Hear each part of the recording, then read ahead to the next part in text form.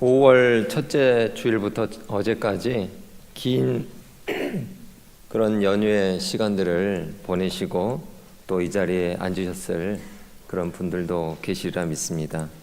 이제는 다시 일상으로 돌아와서 또 새롭게 우리에게 주어져 있는 그런 시간들을 보내야 할 것입니다. 상선약수라고 하는 말이 있죠.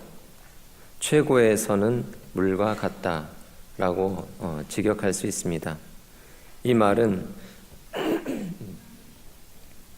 노자 사상에서 만물을 이롭게 하면서도 다투지 않는 것, 이것이 세상에서 으뜸이 되는 그런 선이다라는 그러한 말입니다. 즉, 물을 가만히 생각해 보면 물이 아래로 흐르지 않습니까? 물이 아래로 흐르면서 높은 곳을 탐하지 않습니다. 또 물이 어떤 다른 것과 닿았을 때에 자기 모습을 주장하지 아니하고 그 닿은 그 모습대로 자기의 모습을 바꾸어 갑니다. 그러면서 상대를 충분히 적셔서 그에게 생명을 나누어 주는 그러한 모습을 가지고 있습니다. 자연스럽게 상대를 적셔주면서 생명을 준다는 점에서 참으로 좋은 그러한 물질인 것 같습니다. 어제 대통령 선거가 있었고 또 오늘 우리나라를 이끌 지도자가 대통령에 취임했습니다. 그동안 기도해 왔던 것처럼 사람들 위해 군림하는 것이 아니라 물과 같이 국민들 속으로 스며들어서 섬기는 지도자로서의 역할을 잘 감당할 수 있도록 계속 기도하고 또 힘을 실어 주어야 할 것입니다. 누구나 아버지가 계신 것처럼 또 누구나 족보가 있지요. 족보의 맨 처음에 보면 시조가 나옵니다. 동일 시조를 내려오다가 파가 나누어질 때에 그 조상을 중시조라고 합니다. 또 이렇게 쭉 내려오다가 그 안에서 다시 파가 나뉘어집니다. 그러면 다시 파가 나뉘어지는 그러한 경우의 조상을 파조라고 부릅니다. 이렇게 분파가 되는 그러한 시점을 살펴보면 파조의 경우에서는 보통은 형제간 사이에 조상이 나뉘어지는 그러한 경우들이 있습니다. 족보와 관련되어서 유대인들의 계보를 살펴보면 12지파가 굉장히 중요합니다. 아브라함을 유대인의 시조로 본다면 이삭은 중시조가 되겠죠. 그리고 야곱의 12아들, 이 12지파의 조상을 우리는 파조라고 볼 수 있겠습니다. 이런 유대인의 족보는 장자 중심의 족보가 아님을 우리는 보게 됩니다. 아브라함의 장자가 누구일까요? 이스마엘이죠. 유대인의 족보에서는 그런데 이삭으로 이어집니다. 이삭은 또 장자가 누굴까요? 에서죠. 에서이지만 또 유대인의 족보는 에서가 아니라 야곱으로 이어집니다. 이런 이유 때문에 이스마엘의 후손 또는 에서의 후손은 유대인의 족보에 들어가지 못하고 사라져버리게 됩니다. 오늘 말씀은 이스마엘의 후손의 이름들이 어떻게 해서 유대인의 족보에서 사라져 갔는가 하는 것에 대한 그러한 배경을 나타내주는 말씀입니다. 아브라함에게 중시조를 이루는 두 아들이 있었습니다. 말씀드린 대로 장자 이스마엘이 있고 차자 이삭이 있습니다. 그런데 종의 아들이기 때문에 이스마엘은 장자의 권리를 누리지 못하고 쫓겨납니다. 대신 장자의 권리를 차자인 이삭이 누리게 됐죠. 그런데 이스마엘이 종의 아들이기 때문에 가문에서 장자의 권리를 누리지 못하고 쫓겨난 것이다. 라고 생각을 한다면 정당하지 않아 보입니다. 만약 종에게서 태어났다는 그 이유로 족보에서 제외된다면, 그렇다면 이스라엘의 12지파 역시 족보에서 빠져야 하기 때문입니다. 우리가 잘 알고 있는 것처럼 야곱은 자신의 첫째 부인과 둘째 부인의 여종들에게서 4명의 아들을 낳았기 때문입니다. 이 4명의 아들은 종들의 아이인데도 불구하고 12지파의 파조로서 합법적으로 조상이 되기 때문이죠. 따라서 사라가 말하는 대로 종의 아들이라는 명분으로 이스마엘을 쫓아낸다 하는 것은 앞뒤가 맞지 않습니다. 성경도 이스마엘을 내쫓으라고 하는 이 사라의 요구가 정당하지 않다 하는 것을 아브라함의 반응을 통해서 보여주고 있습니다. 우리말 성경은 아브라함이 몹시 근심하였다라고 기록하고 있습니다. 몹시 근심하였다. 이것은 달리 번역하면 이렇게 말할 수 있습니다. 못마땅하게 여겼다. 또는 불쾌해 하였다. 언짢아 하였다. 이렇게 또 번역을 할 수가 있습니다.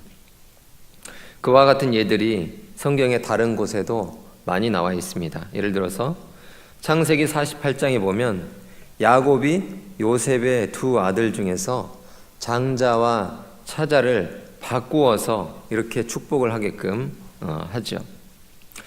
아버지의 이런 행동을 요셉이 기뻐하지 않았다라고 기록이 되어 있습니다. 이 번역을 새 번역에서는 못마땅하게 여겼다라고 번역하고 있습니다. 또 다른 곳에 보면 사무엘상 8장에 보면 이스라엘의 장로들이 사무엘에게 왕을 세워달라고 부탁을 하죠. 그 말을 듣고 사무엘이 기뻐하지 않았다라고 우리 성경에는 기록이 되어 있습니다. 새 번역 성경에는 이렇게 기록이 되어 있습니다. 마음이 상하였다. 또 다른 부분을 찾아보면 이렇습니다. 사무엘상 18장에 보면 블레셋을 무찌르고 돌아오는 다윗을 사람들이 열렬히 환영을 합니다. 노래까지 지어서 이렇게 부르게 되는데요. 그때 사람들이 사울이 죽인 자는 천천히요 다윗은 만만히로다 이렇게 노래를 부릅니다. 그 노래를 들은 사울이 불쾌해 하였다라고 기록이 되어 있는데 새 번역에는 몹시 언짢아 하였다 이렇게 기록이 됩니다. 이렇게 여러 성경의 부분들을 살펴보더라도 아브라함이 근심하였다 하는 이 표현은 사실 마음이 상하고 불쾌하고 또 언짢아하였다라고 충분히 해석할 수가 있습니다. 아브라함이 이렇게 언짢아하고 또 불편해하고 했던 그것이 너무 심한 반응일까 우리는 한번 생각해 볼 수 있습니다. 창세기 16장에 있는 내용들을 살펴보면 알 수 있는데요. 사라는 그의 여종 하갈과 관련해서 이미 한 번의 전과가 있습니다. 주인의 배려로 아브라함의 씨를 잉태한 하갈이 이제 득이양양해서 자기의 신분을 잠깐 잊어버립니다. 그래서 오히려 자기의 주인 사라를 힘들게 하죠. 그래서 그것을 견디지 못한 사라가 남편에게 가서 허락을 받습니다. 그리고 이 으스대는 여종을 학대하게 되지요. 사라의 학대가 얼마나 심했던지 임신한 몸인데도 불구하고 이 하갈은 광야로 떠나게 됩니다. 어디로 가려고 했을까요? 아마 결혼한 아내들이 부부싸움을 한 경우에 집을 나가게 되는 경우가 있죠. 그런 경우에 가장 먼저 생각나는 곳이 어딜까요? 친정. 하갈이 친정이 애굽입니다. 그래서 아마도 광야를 거쳐서 애굽으로 가려고 하지 않았을까 하는 그런 짐작을 하게 됩니다. 어쨌든 임신한 몸으로 광야길을 간다는 것, 그것은 굉장히 어려운 일입니다. 그런데도 이러한 삶을 선택한 것은 그만큼 사라의 학대가 어렵고 힘든 그런 일이었다 하는 것을 보여주는 그런 대목입니다. 이때 하나님께서 나타나셔서 주인 사라에게 다시 돌아가라 하고 말씀해 주십니다. 그리고 아들을 낳을 것인데 그 아들 이름을 이스마엘이라고 해라, 이렇게 하갈에게 말씀해 주시죠. 아들의 이름을 이스마엘이라 이렇게 지으라고 하신 그 이유가 무엇일까요? 이스마엘이라고 하는 그 이름을 한번 풀어보면 우리가 알 수 있을 것 같습니다. 그것은 하나님께서 그의 고통을 들어주셨다 하는 데에서 온 것입니다. 여기서 우리가 잊지 말아야 할 것은 하나님께서 이집트 출신인 이 여종 하갈의 고통을 들어주신 분이시다 하는 것입니다. 우리는 믿음의 조상인 아브람 또 사라만 생각을 합니다. 그래서 그들의 탄식 소리를 들으시는 그런 하나님의 사랑을 그냥 스쳐 지나가 버리고 잘 기억하지 못하는 그러한 경향이 있습니다. 그러나 하나님은 아브라함을 통해서 아브라함에게 속해져 있는 모든 권속들, 아브라함에게 속해 있는 종들, 심지어는 짐승들까지도 하나님께서 축복해 주시고 또 종들에게는 할례를 받게 하십니다. 즉, 이 부분들을 통해서 하나님께서 아브라함만 생각한 것이 아니라 아브라함의 종들까지도 하나님께서 생각하고 축복해 주신다 하는 것을 우리는 알 수 있습니다.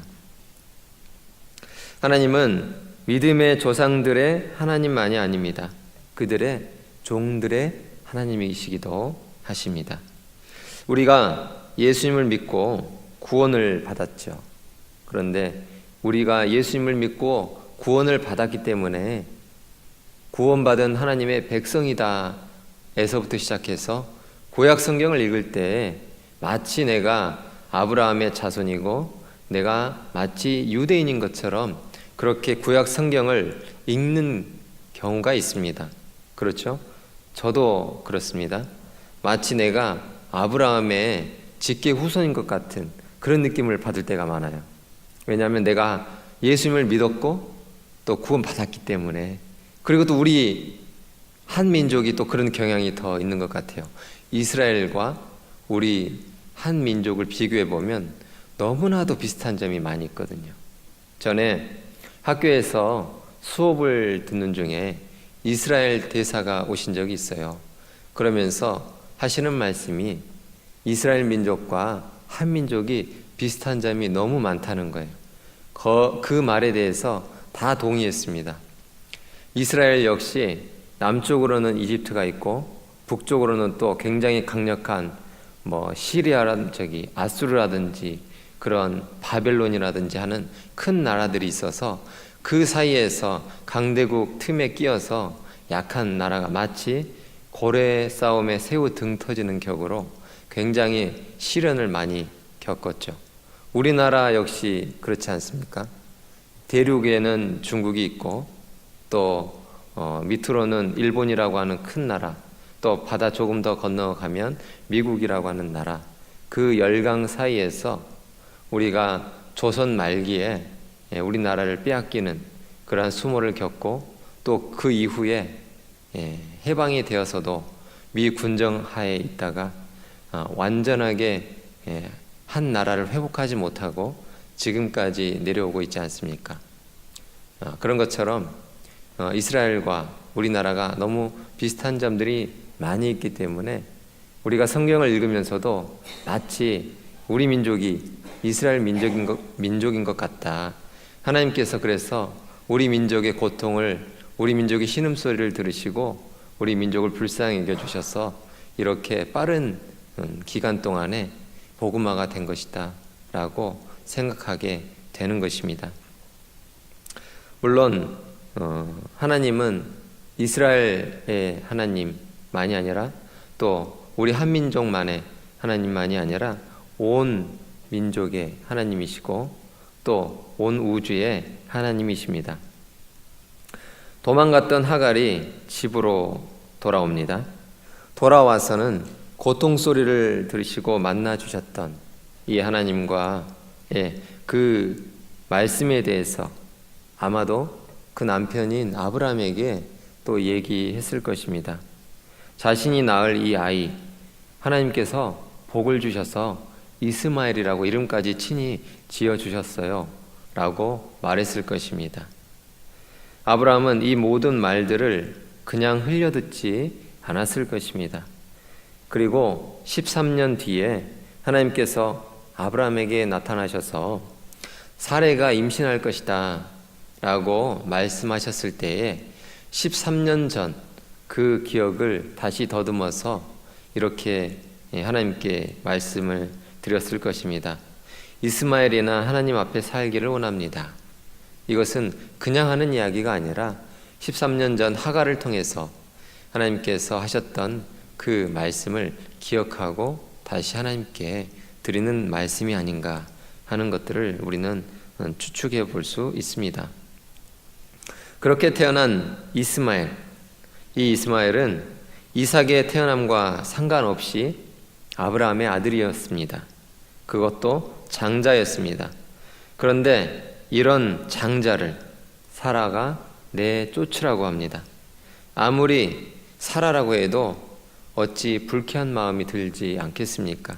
한 번이면 됐지. 하갈을 내쫓은 그 한 번이면 됐지. 또다시 이제 아들까지 내쫓으라고 한다니 아브라함이 화가 났을 것입니다. 이렇게 아브라함과 사라 사이에 갈등 관계가 있을 때에 다시 하나님께서 그 사이에 개입하십니다. 그리고 이렇게 말씀하시죠. 이제는 사라의 말을 들어줘라. 그러면서 이삭을 통해서 약속의 자녀가 믿음의 조상 아브라함의 후손, 너의 후손이 될 것이다 라고 말씀하십니다. 그런데 하나님의 말씀은 여기에서 그치지 않습니다. 계속해서 하나님께서는 이스마엘도 아브라함의 아들이고 또 그 족보를 잇는 큰 민족을 이룰 것이다 라고 말씀하십니다. 바로 이 말씀을 아브라함은 놓치지 않죠. 오늘 본문 14절에 보면 아브라함이 아침에 일찍 일어난다고 하는 그런 표현이 있습니다. 아브라함이 아침에 일찍 일어나는 것이 그냥 평상시에 새벽 기도를 해서 매일매일 일찍 일어났다 하는 그런 표현이 아니라 그 뒤 22장 3절에 있는 그 말씀과 비교해서 보면 서로 아침에 일찍 일어난다, 그리고 일찍 일어나서 그 아들들을 보낸다 하는 것이 어떤 의미인지 우리는 비교해 보면서 알 수 있을 것입니다. 22장 3절에서는 어땠습니까? 아침에 일찍 일어나서 그 아들 이삭을 모리아산으로 번제물로 드리기 위해서 아들과 함께 또 종들과 함께 떠납니다. 마치 그와 같은 것처럼 오늘 본문 14절 말씀에서도 아브라함은 아침에 일찍 일어납니다. 그리고 나서 하갈과 이스마엘을 떠나 보내는 것이죠. 가죽 부대에 물을 가득 담아서 사랑하는 마음을 담아서 또 미안한 마음을 담아서 그 안에 하갈과 또 장자 이스마엘을 떠나 보내는 것이죠. 아브라함은 하갈과 이스마엘을 보내지만 하나님께서 그들과 함께 하실 것이다 하는 것에는 변함이 없습니다. 마치 그 아들 이삭을 데리고 모리아산을 향할 때 하나님께서 뭔가 계획이 있으실 것이다, 아들을 하나님께 맡겨드린다 하는 똑같은 그러한 마음으로 그 안에 하갈과 또 사랑하는 큰아들 이스마엘을 떠나 보내면서 하나님께 맡겨드렸을 것입니다. 아브라함은 이렇게 하나님의 명령에 순종하면서 아침에 일찍 일어난 것입니다. 물론 모든 것이 아픔이 없고 고통이 없이 그렇게 진행되지는 않습니다. 하갈과 이스마엘이 광야의 한 가운데에서 길을 잃어버리고 방황합니다. 마실 물도 이제 다 떨어집니다. 이제 죽기만을 기다리는 그러한 상황이 되어 버렸습니다. 엄마로서 어떻습니까? 어린 아이가 죽기만을 기다린다면 그 무력감과 또 가슴이 얼마나 미어지겠습니까? 그래서 화살 한바탕 쏠 거리만큼, 우리가 화살 한바탕 쏠 거리가 어느 정도일까 생각을 해보면 그 국궁장 있죠. 국궁장에 그 관역이 있지 않습니까? 멀리 관역이 있는 거리만큼 멀리 떨어져서 아들을 보고 그러면서 목 놓아서 울었을 것입니다. 하나님, 저 아이를 살려주십시오. 저 아이를 불쌍히 여겨주십시오.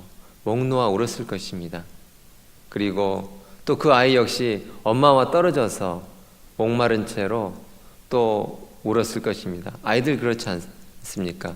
엄마가 눈물을 흘리면 본인도 같이 울잖아요. 그런 것처럼 이스마엘은 엄마가 우는 그 모습을 희미하게나마 보면서 또 더불어서 목 놓아 울었을 것입니다. 그 양쪽에서 목 놓아 우는 그 소리, 그 공명되는 그 사이에서 하나님께서 그 울음소리를 듣고 계셨습니다. 그 고통소리를 하나님께서 들으시고 하갈에게 말씀하십니다. 그리고 하나님께서 하갈의 눈을 밝혀주십니다. 하나님께서 눈을 밝혀주신다는 의미 역시 그냥 예사롭지 않은 그런 표현입니다. 예수님께서 소경 바디메오의 눈을 밝혀주셨을 때에, 그리고 그 이후에 예수님께서 제자들에게 조금 더 어떻게 사역이 전개될지에 대해서 알려주십니다. 십자가에 대해서 또 복음에 대해서 알려주신 것처럼 하나님께서 우리의 영적인 눈을 띄워주신다 하는 것은 예사롭지 않은 그런 표현인 것입니다. 민수기 22장에 보면 모압 왕 발락이 있죠. 그리고 이 모압이 이스라엘과 전쟁을 합니다. 그런데 그 사이에 점치는 사람 발람 선지자를 영입을 하지요. 발람 선지자가 나귀를 타고 갑니다. 예언을 해주기 위해서 가는데요. 그때 발람이 나귀가 자꾸 원대로 가지 않으니까 나귀에게 화를 내지 않습니까? 발람은 나귀가 보는 것을 보지 못하기 때문에 나귀를 탓하게 되죠. 그때 하나님께서 발람의 눈을 띄워주게 됩니다. 그러자 깜짝 놀라게 되죠. 하나님의 사자가 자기 자신을 죽이려고 앞에 서 있는 것을 보고 깜짝 놀라게 됩니다.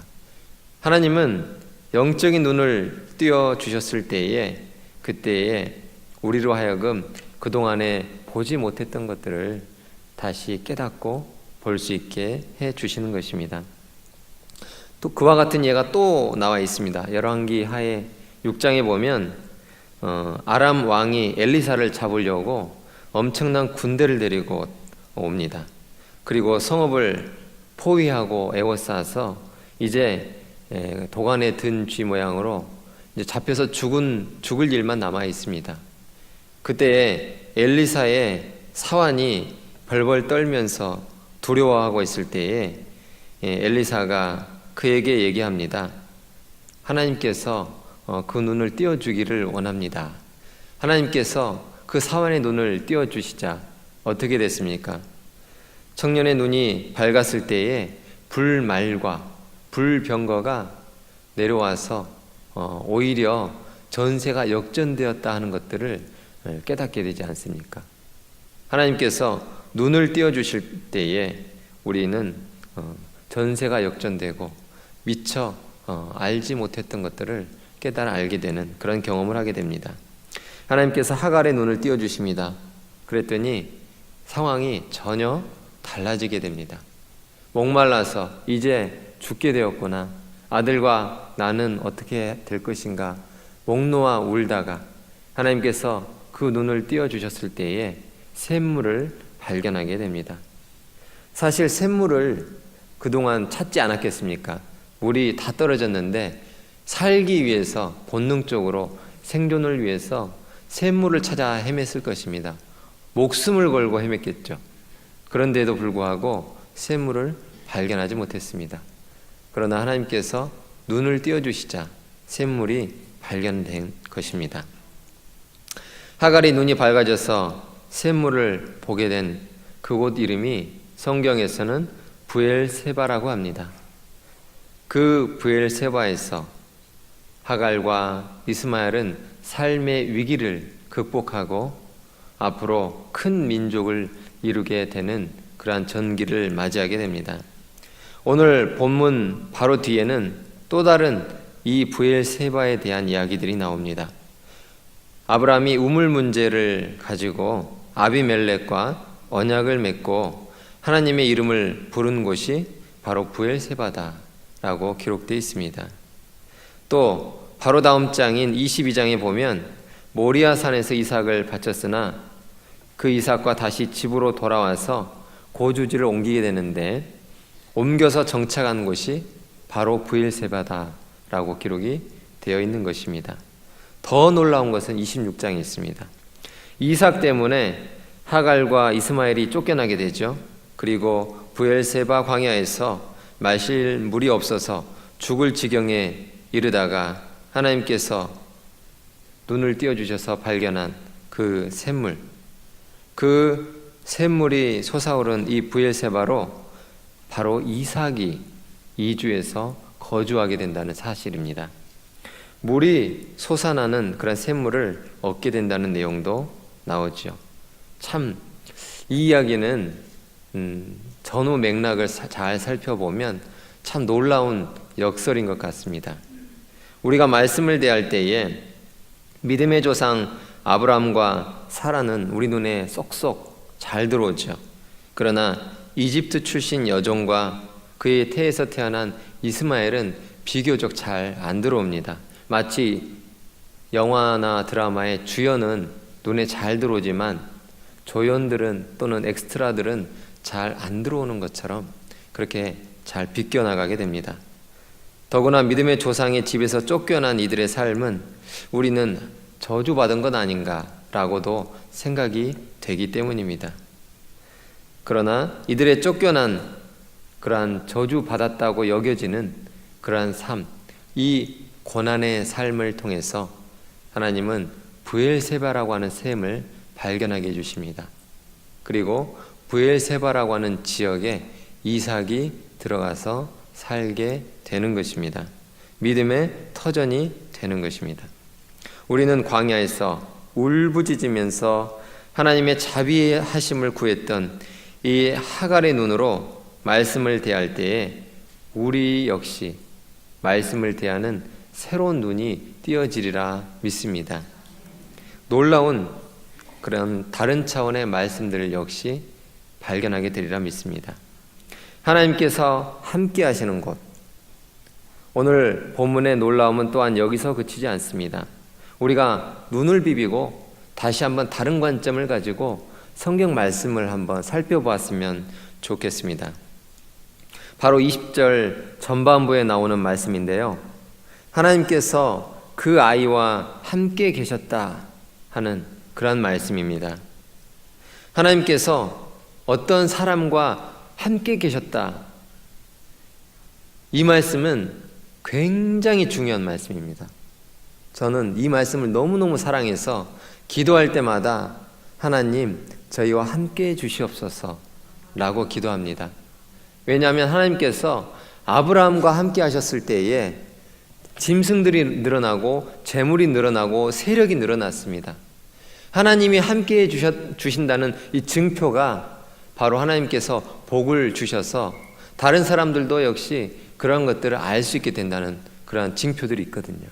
하나님 그래서 저희와 함께 해 주십시오라고 하는 이 기도는 하나님 무엇을 채워주십시오. 어떤 필요를 도와주십시오. 저의 아픈 부분들, 연약한 부분들을 회복하여 주십시오 하는 모든 그런 기도의 제목들이 포함되어 있기 때문에 하나님 함께하여 주십시오 라고 기도하는 것입니다. 그런데 하나님께서 누구와 함께 하셨다 하는 이 관용구가 오늘 이 20절 이전에는 한 번도 나오지 않습니다. 제일 처음으로 나온 본문이 하나님께서 이 아이와 함께 하셨다. 이 아이는 누굽니까? 이스마엘.